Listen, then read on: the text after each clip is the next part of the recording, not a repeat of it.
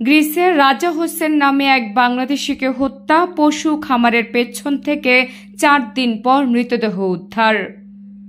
শুক্রবার সকালে আন্দ্রাভিদা এলাকার একটি পশুপালন খামারের পেছনে একজন স্থানীয় মহিলা টিন ও কাঠের দরজা দিয়ে ঢাকা অবস্থায় রাজা হোসেনের মৃতদেহটি দেখতে পান। তাৎক্ষণিক পুলিশকে খবর দেয়া হয়।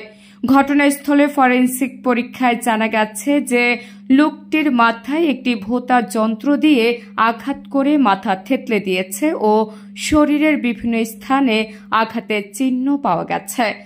Pirganj crime investigation and prosecution sub ডাইরেক্টরেটের পুলিশ অফিসাররা এখন পর্যন্ত প্রাপ্ত তথ্যের উপর ভিত্তি করে অনুমান করেছেন যে 29 বছর বয়সী এই ব্যক্তিকে 3 দিন আগে খুন করা হয়েছিল এবং তার নিখোঁজ হওয়ার খবর পাওয়া গিয়েছিল এবং তারা আর্থিক লেনদেনের কারণে হত্যাযোগ্য হয় বলে তাদের কাছে অভিযোগ এসেছে। Pirganj crime investigation and prosecution sub directorate police অফিসারদের তদন্ত চলছে, অপরাধীকে গ্রেপ্তারের চেষ্টা চালিয়ে যাচ্ছেন। উল্লেখ্য, 29 বছর বয়সী রাজা হোসেন ছিলেন সুনামগঞ্জ জেলার রনসি গ্রামের শান্তিগঞ্জ থানার বাসিন্দা। তিনি গ্রিসের গ্রামাঞ্চলে থাকতেন। 24 জুলাই থেকে নিখোঁজ ছিলেন তিনি। তার মৃত্যুর খবর শুনে তার গ্রামের বাড়িতে শোকের ছায়া নেমে এসেছে।